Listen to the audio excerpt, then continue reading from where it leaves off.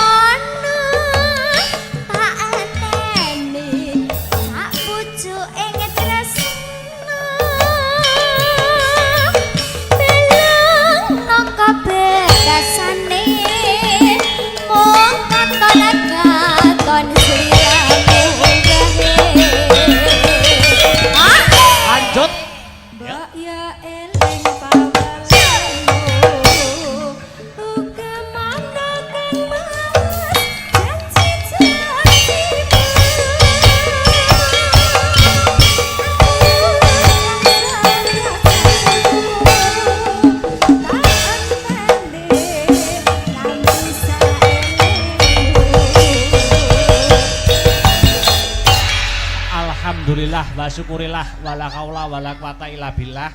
Hasbunallah wa ni'mal wakil, ni'mal maula wa ni'mal nasir wala haula wala quwata illa billahil aliyil azim. Nduk, Limbu, piye yung? Ambekan sik ya, Nduk. Heeh. Apa-apa ki yen ora nggo ambekan ngongso dadine kesel, dadine ora apik, dadine ora becik. Oh iya. Ora lali sepisan ngucapke sujud syukur marang kersaning Gusti Allah Subhanahu wa taala, Tuhan yang Maha Esa yang Widiwasa ya, Nduk. Ngono ya, Mak. Margane merga wis maringi malimbar kenikmatan, katentreman, wujude kesehatan lahir kang sarta batin, Nduk. Muka tanpa nikmating pangeran. Awake dhewe ya kuwi kalawan warga ing dusun Babatan kang sarta paguyupane awake dhewe rombongan saka Astabrata iso kumpul bengi iki melekan tirakatan seneng-seneng bareng mapan ana kene. Wo ngono ya, Mak. Iya. Angka loro ora lali selawat sarta salam kunjuk marang Nabi panutan ya kuwi Nabi Muhammad sallallahu alaihi wasallam. Tumruning para sahabat sak garwa putra wayah khususe Bagindo Hasan kelawan Husain. Amin amin ya rabbal alamin. Iki acarane apa? Piye? Iki acarane apa? Pahargyane apa kok rame-rame mapan ana ing kene? Ngene, Nduk. Acarane ana ing bengi iki tidak lain tidak bukan ya. Ya kuwi nyadranan. Wah, iya nyadranan. Ana sing ngarani bersih dusun, ana sing ngarani rasulan. Oh iya, ana sing ngarani sedekah bumi. Oh ngono, iya. Maneka warna wujude, maneka warna sesebutane, merga kabeh setiap tempat ya kuwi mempunyai budaya dan tradisi masing-masing. Ning ya toh intine ki padha ya kuwi apa? Ngunjukake rasa syukur marang Gusti Allah Subhanahu wa taala. Wo ngono. Merga wis maringi nikmat sempat ya kuwi wujude kesehatan lahir batin. Ya desane diparingi ayem, diparingi tentrem. Oh ngono. Sing kerja nyambut dadi tani, tandurane lancar, panene apik. Oh ngono.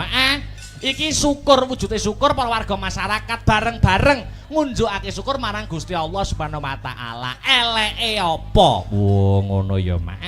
Iya. Iki pertama kali awake dhewe masuk ana ing Babatan kene. Mulaku kula nuwun, Nduk. Oh ngono. Marang danyang-danyang kene. Wis ya. Danyangi apa? Danyangi sing donyang. Oh ngono. Oh, awake dhewe sowan komplit sak kanca Astabrata Group cedhak omah iki. Cedhak omah, Nduk. Lah iya, heeh. Awake dhewe nggur Mas Trip kono kene kono ora ana setengah jam. Lah iya, Senadyan iki peraturan surat edaran tentang hiburan wayang kulit isih durung resmi mak tekse durung entuk izin sewengi iki engko isih setengah malam nenging awake dhewe ya patut bersyukur awake dhewe ya patut mengacungi jempol ya mak bersyukur wajib Nduk ngacungi jempol marang warga masyarakat kang mapan ana ing babatan kene ngono masalahe di tengah-tengah iki urung antuk keputusan izin ya tentang hiburan sing seperti sedia kala ning awake dhewe warga babatan khususnya isih diparingi kesempatan nggo nglanjutke tradisi ya kuwi tradisi nyadranan. Ngono. Mergo tahun-tahun yang lalu ya kuwi terhalang penyakit pagebluk COVID-19 atau corona. Ngono. Sithik mboko sithik, step by step, Nduk. Ora masalah, ora masalah. Wah iya. Iya, Mak. Nanging ngambak iki mengko ora sewengi, ambak awake dhewe uga lagi pertama kali ngambak ing dusun babatan kene. Nanging tak akoni antusias warga masyarakat kang mapan ning babatan kene patut diacungi jempol kok, Nduk. Ngono ya, Mak. Penontonnya kebak luar biasa, hebat wiwit sore mau. Ngono. Iki membuktikan membuktikan bahwa penonton khususnya ning babatan ki ora mung penonton hiburan, ora mung penonton wayang ning uga pengamat wayang. Iya Mak iya. Sanggite dirungokke, sabete digatekke. Dadi apa-apa ki mangan, Nduk. Lah iya, muga-muga awake dhewe ana ing tahun-tahun ke depan iki tetep bisa nyambung tali silaturahmi, tali paseduluran karo para warga masyarakat kang mapan ana ing dusun babatan kene. Amin amin, Nduk. Amin ya rabbal alamin. Wah, luar biasa. Matur nuwun dumateng para panitia sumrambahipun para warga kang mapan wonten ing babatan dene wis maringi kapitayan kepercayaan kanggo awake dhewe sakanca ketiban sampur gelar-kelir gantung gong mapan ana ing kene. Ngono ya, Mak. Khususe matur nuwun marang ya kuwi Bapak Marwan. Ngono Mbah Marwan. Iki sing request lakon. Iya. Uga Pak Satino. Iya. Luar biasa lan sedaya panitia ingkang boten saged kula sebataken setunggal mbaka setunggal intinipun kula matur nuwun. Amin amin ya rabbal alamin. Luar biasa, Nduk. Nek ngajeni seniman para warga masyarakat khususnya para panitia iki hebat tenan kok, Nduk. Ngono ya, Mak. Aku sak rombongan lagi teko, wah suguhane banyu mili. Suguhane banyu mili, suguhan metu. Ya ingkung, soto, ya, banyu mili, Nduk. Bareng aku ning guri, bareng aku ning jeding. Lah kok jedinge ora enek ciduke. Lah terus tak celupne ngono ya, Mas. Ya. Iya, alhamdulillah. Luar biasa. Iki uga titipan saka panitia. Piye?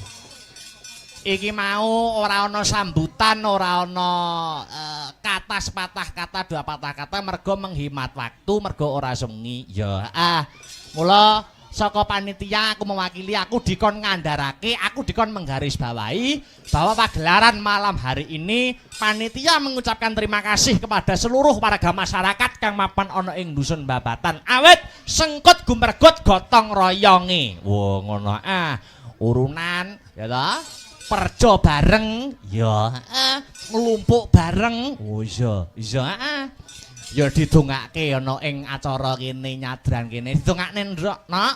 Anakku limbuk muga-muga bubar rampung acara nyadranan ana ing babatan kene. Muga-muga babatan kene dadiya ya dusun sing baldatun thayyibatun warapun ghafur ayem tentrem gemah ripah karta tata raharja murah sandang kelawan pangan adoh saka bencana alam para warga masyarakate pinaringan rejeki ingkang kathah melimpah tur kebak marang barokah Allahumma amin. Wah ya wah luar biasa iki bersih dusun nyadranan kang mapan ana ing babatan kene iki menggambarkan nasionalisme nek ku ngarani siji nasionalisme loro gotong royong kok iso biyung ngandhakake kaya ngono mergo apa mergo bersih dusune babatan ki bareng ya kuwi kang mapan ana ing bulan Juni iki bulane Bung Karno. Oh ngono. Dadi adanya bersih desa ki semangat nasionalisme. Wah ya beda agama ora aja nganti padu, beda panemu aja nganti satru. Wah iya. Beda pilihan aja nganti gontok-gontokan. Iya mak iya ngestokake dawuhmu. Ki ngapasi bulan Juni bulane Bung Karno. Ya toh? Dadi temane nasionalisme. Ana ing bersih desa kene, bersih dusun kene. Sadurunge ngunggahke sang bintang tamu, ngaturke sak tembang sing mares sing gumiak kanggo membangkitkan jiwa-jiwa nasionalisme, patriotisme. Apa kuwi 4 pilar. Wah iya, Pelok-pelok, Ya kuwi 4 pilar. Ya kuwi Pancasila, Bhinneka Tunggal Ika, NKRI karo Undang-Undang Dasar 1945. Bukane buka bonang. Oh ya. Oh ya anggitane almarhum Maestro Pedalangan Ki Haji Mantep Sudarsono. Wah iya. 4 pilar. Monggo dadoske kanggo membangkitkan rasa nasionalisme warga dusun babatan. Monggo dados. Yo.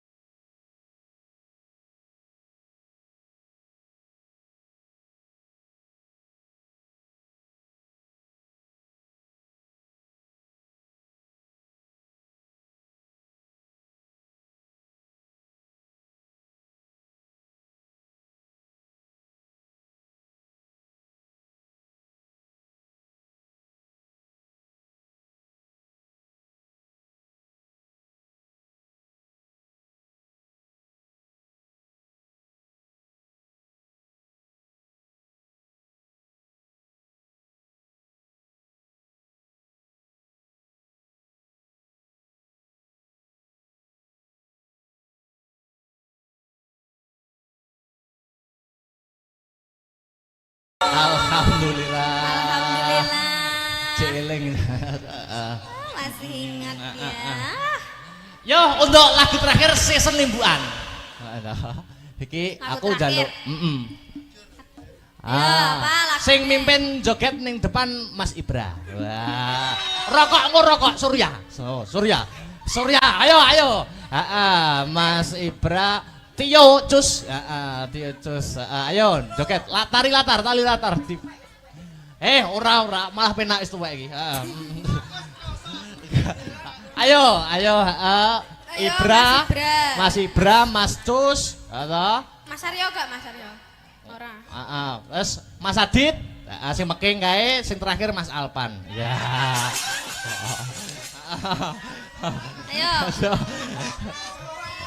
Ayo. Enek 4 iki. Iki di live streaming lho, kondang kowe kok. Yo.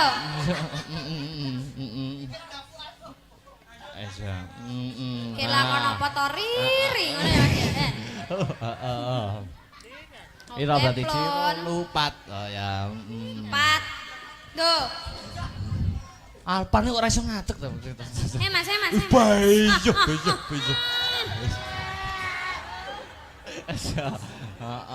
Ya Mas. Ditoto, Dik niken sing mimpin. Oke. Mimpin barisan. Ya Mas Alpat nek kene Mas Alpat. Cus mimpin, nari. Yo wis ra apa-apa sak isane. Lagune 1 2 Dik niken. Sik ditoto sik barisane sing rapi. Mas Alpan mohon maaf sampean awar-awar wong dodolan nek kono Mas. Teh aku masih gak ketok Mas. Sing nyanyi di atas ra apa-apa. Hati-hati. Oke lah, ditoto barisane. Sing depan pan iki aja ngruntel to, ngerti baris ora to? Ya. Langkah tegak maju. Sopo ya wis. Iki. Ya Bocil sitok ya, disesel ya. Diseselke. Ya. Yo, baris ya. Siap. Siap. Waduh. Gerak. Cangkemmu ka. Ya. Lencang ke muka Mas Dek. Lancang depan, gerak. Lancang depan nih piye to lancang depan nih? Ya. Le. Tegak, gerak. Oke. Wes. Barisan jalan. Ya, cuma nanya. Kurang wae nyanyi. Wes pokoknya joget ngono ya. Ayo, 1 2. Sak pira Mas nadane Mas? Ada diunggah nih 1,5. Gak enak toh 1,5 ini. Wis diunggah nih siji. Ya. Wis tak pupo wingi. Oke. Rada diunggah nih 1,5 sih Mas. Wis tak pupo wingi. Oke.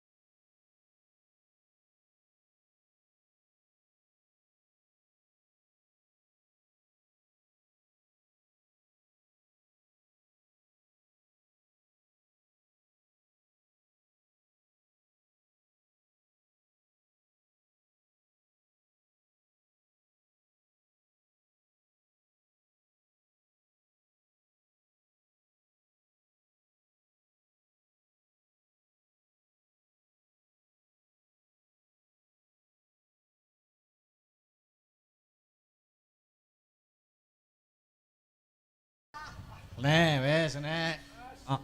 Lah iki. Alpan apa ngerokok Alpan? Alpan gak ngerokok lungguh. Sanguku endi sanguku? Ora. Cah cilik kok udut. Cah cilik kok sangen oleh. Oh, ngono kuwi. Dek niki kan duduk dulu. Oke.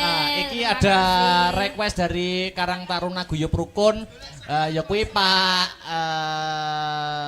Toyo Lurah Sendang Bumen nek mboten klentu. Nggih, kepareng kepengin minggah wonten ing pepanggungan. Wah iya, ya teduk.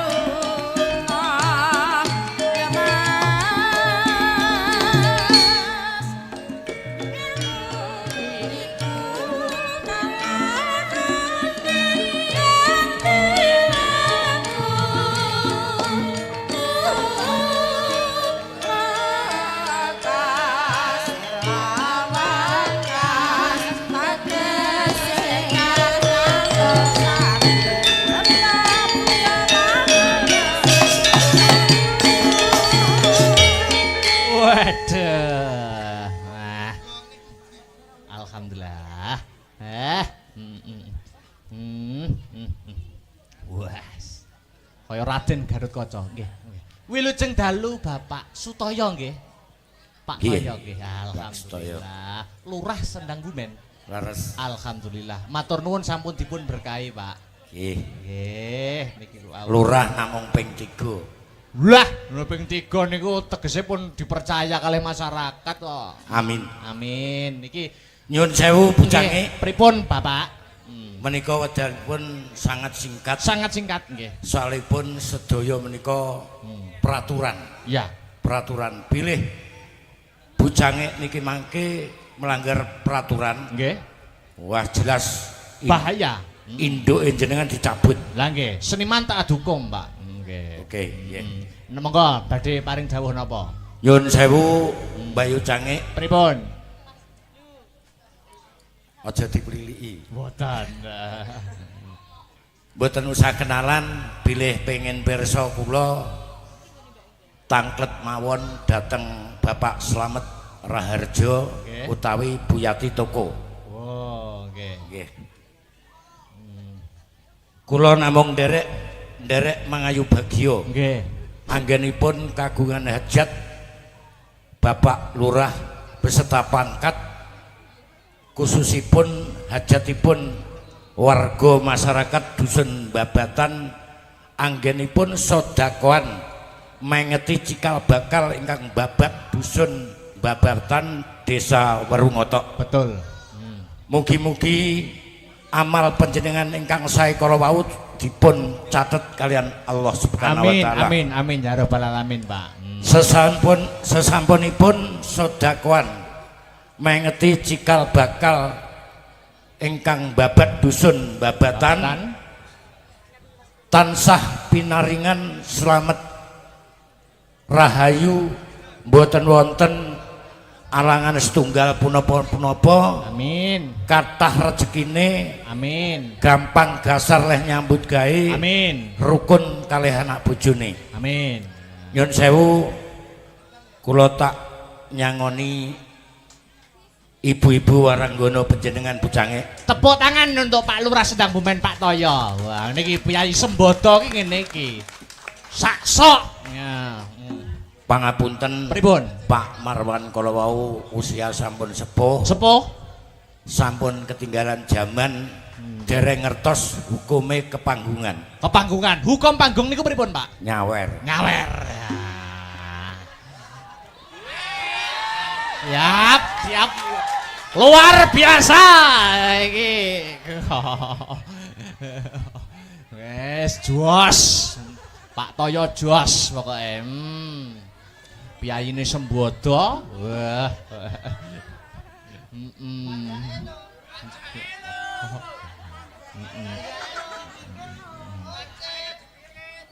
nek masalah bintang tamu keri-keri. Kok ngaten, Pak? Loh, soalipun ngaten. Pripun, Pak? Bintang tamu niku sampun menguasai sedaya gending-gending. Oh, Niki mangke gendinge khusus dibuka HP-ne gendinge Sarip Tambaoso.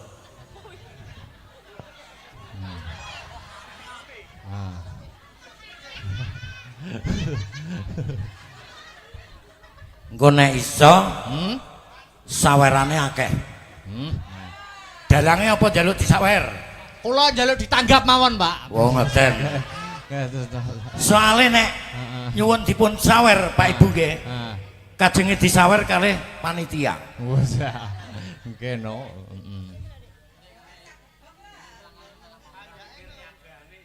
Ja. Pripun Dik kan saguh Sik. mboten. Kula saged Bapak. Nggih. Tapi ngenteni setahun malih, Pak. Sale dereng kula apalne ngoten lho panjenengan kok nggih mboten sanjang kula. Kok mboten sanjang? Wonten lagu liyane napa mboten? Saniki HP-ne dipun repek.